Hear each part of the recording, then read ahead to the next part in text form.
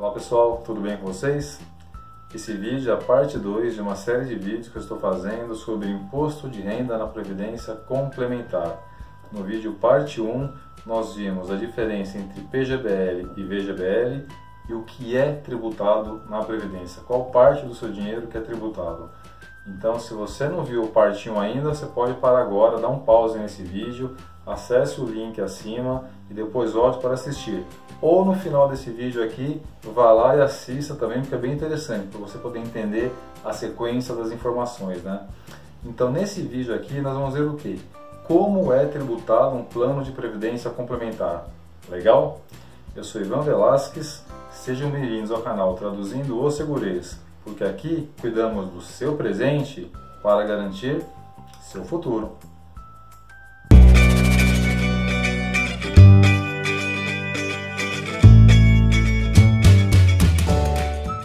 Conhecendo um pouco mais do imposto de renda na Previdência Complementar, nós já vimos no vídeo anterior o que é tributado, né? PIV, se tributa tudo ou não.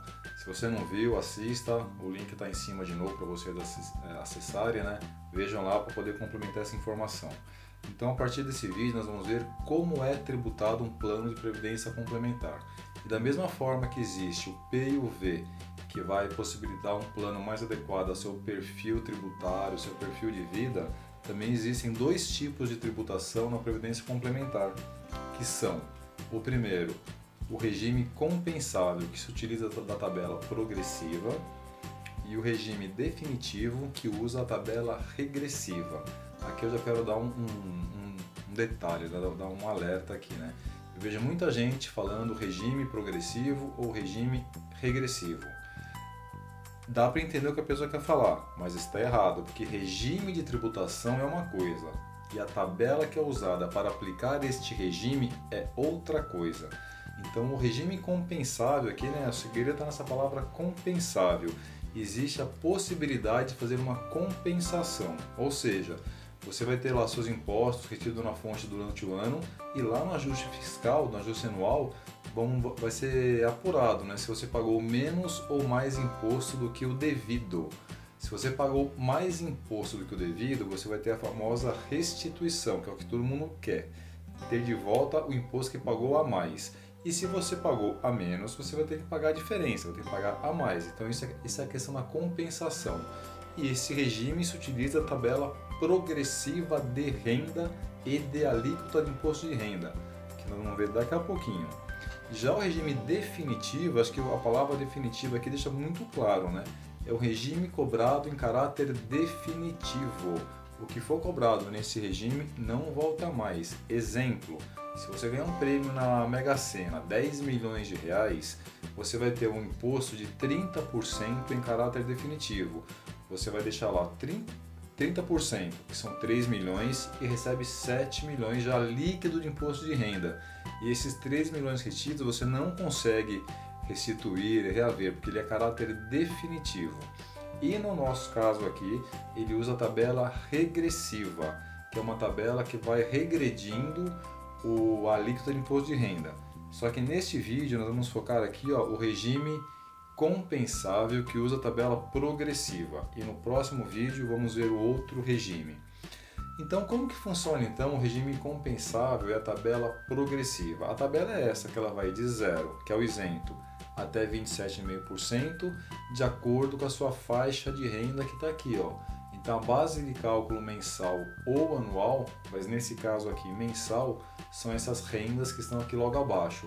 E tem uma coisa que as pessoas não observam, ou observam e não entendem para que serve, que é essa parcela a deduzir que está em amarelo aqui, ó. O que é isso? Esses valores são aplicados depois que é definido qual que é a base de cálculo do imposto. Só que eu não sei por que as pessoas não observam muito isso, mas eu vou explicar daqui a pouco como que funciona. Então, no caso que você tem uma previdência, lá na frente você vai fazer a opção de uma renda mensal. Se fosse nos dias de hoje, esse momento, a sua renda mensal teria a aplicação desta tabela aqui, tá? Já no saque parcial ou total, aplica-se uma antecipação de 15% de imposto na fonte E ambos os casos, depois, vão ter que fazer o acerto na declaração de imposto de renda, porque afinal é um regime compensável, como eu já falei para vocês, né? Então eu tenho que fazer um acerto, pagar a diferença ou receber o que eu paguei a mais. Vamos entender agora na prática como que funciona isso. Renda mensal agora é o que nós vamos trabalhar. Se a sua renda mensal futura for de R$ 1.500, pela tabela de hoje, ela será isento de imposto de renda. E você que ganha hoje R$ 1.500 de salário, você sabe que você é isento de imposto porque foi aplicada esta tabela justamente. Agora, no caso de uma pessoa que ganha, por exemplo, R$ 2.400, qual que é o imposto? Está aqui, ó, 7,5%, que são R$ 180. Mas ela não paga R$ 180 de imposto, sabe por quê? Porque tem essa parcela deduzida aqui embaixo que ninguém lembra ou ninguém considera isso. Aí você fala, eu ganho 2.400 e sou taxado em 7,5%. Não é. Vamos lá então entender isso. Em primeiro lugar, seriam abatidas as deduções legais, que são INSS, dependentes, pensão alimentícia, desde que ela seja definida judicialmente, previdência privada, desde que você respeite os critérios disso. Tá no vídeo anterior esse critério, dá uma olhadinha lá para você entender melhor, né? E aí também vem a parcela a deduzir. Então eu só vou calcular o imposto, na verdade, depois que eu pegar 2.400, abater as deduções legais, abater a parcela a deduzir, aí sim eu vou calcular o imposto, que nesse caso aqui, ó, seria de R$ 37,20. Então é isso. Então a pessoa que ganha R$ 2.400, se ela não tiver dedução nenhuma para fazer, ela vai ter essa parcela a deduzir, que isso aí é aplicado diretamente, mesmo que você não queira, vai ser aplicado, e você vai pagar só R$ 37,20. E isso funciona em todas as faixas de imposto. Por exemplo, aqui, ó, 3.300, o imposto é 15%, seria R$ 495, mas não é. Vai ser usado as deduções, que aqui nesse exemplo nosso é zero, mas eu só preciso alertar que isso é aplicado. Eu uso a parcela a deduzir, imposto devido R$ 140,20 e assim sucessivamente, tá? Ou seja, ninguém paga na verdade esta alíquota direta sobre o salário, porque sempre vai ter, na pior das hipóteses, essa parcela a deduzir, fora as outras deduções. Então agora eu vou mostrar para vocês, né, como que esses cálculos funcionam lá no site da Receita Federal, porque muitas vezes a pessoa fala, pô, você tem interesse em ficar mostrando essas contas, tal, porque você é corretor, quer vender previdência. Então eu vou mostrar para vocês esse cálculo no site da Receita Federal, que é até uma dica que eu deixo para vocês se inteirarem mais, conhecerem mais o impacto do imposto de renda nos seus salários atualmente. Vamos lá então. Então tá aqui, ó. Esse aqui é o site da Receita Federal, que ele tem esse simulador aqui na descrição do vídeo. Nós vamos deixar aqui o link para você chegar nesse ponto aqui e você fazer o seu cálculo. Então vamos lá, o primeiro exemplo nosso que eu falei, R$ 1.500, certo? Então R$ 1.500, eu falei lá que a pessoa é isenta de imposto de renda, né? Então será que é isso mesmo? Então vamos ver aqui, ó, R$ 1.500, ops, deixa eu só apagar aqui. Vamos lá, R$ 1.500, vamos ver qual será a tributação. Tá aqui embaixo, ó. R$ 1.500, tá vendo aqui aquelas deduções que eu falei, ó, deduções com previdência oficial, que é o INSS, não vou colocar nada, dependentes, que já está aqui o valor por dependente, mas eu não vou colocar nada, pensão alimentícia, outras deduções, por exemplo, a previdência privada aqui embaixo, mas eu não vou colocar nada. Então tá aqui, ó, a pessoa que ganha R$ 1.500, ela é isenta de imposto de renda. Veja aqui no campo 5 aqui embaixo, a alíquota efetiva, zero. Por quê? Ela está na faixa de isenção. Então tá aqui, ó, estou usando exemplos e o site da Receita Federal. Vamos aqui para o segundo exemplo então, que é uma renda que eu coloquei lá na apresentação de R$ 2.400. Então a pessoa que ganha R$ 2.400, não vou colocar nenhuma dedução, tá lá, ó, R$ 37,20. Será que bateu com o que eu falei? Tá aqui, ó, R$ 37,20.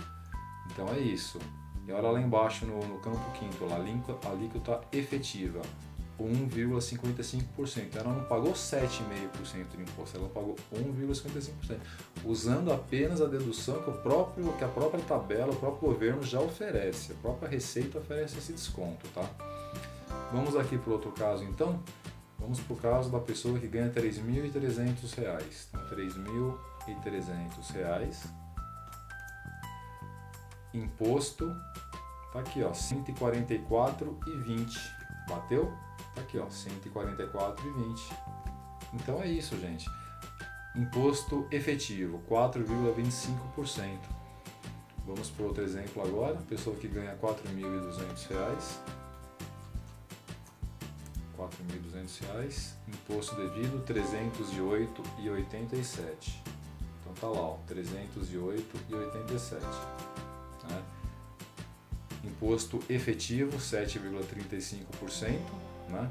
Você pode até ver aqui embaixo, está escrito, ó, você estaria na faixa de 22,5%, mas na verdade você pagou só 7,35%, que é por causa da dedução lá da parcela deduzir. Aproveitando, no próximo vídeo, próximo não, né? Acho que daqui a 2 vídeos eu vou fazer um vídeo específico sobre isso aqui, sobre essa tabela de dedução, e vou mostrar para vocês quando você joga lá no PGBL o que você contribui em previdência limitado a 12% da sua renda bruta anual, qual que é o impacto aqui no imposto, tá? Então não vai ser o próximo vídeo, que o próximo vai ser sobre tabela regressiva, o outro vai ser já sobre isso, então. Aí eu faço realmente o segundo vídeo sobre isso. E vamos ao último exemplo, então, que é aqui a pessoa que ganha R$ 5.000. Pessoa que ganha R$ 5.000 por mês, quanto que ela paga de imposto? Que todo mundo fala, né? Ah, eu pago 27,5% de imposto, é um absurdo, não sei o que lá.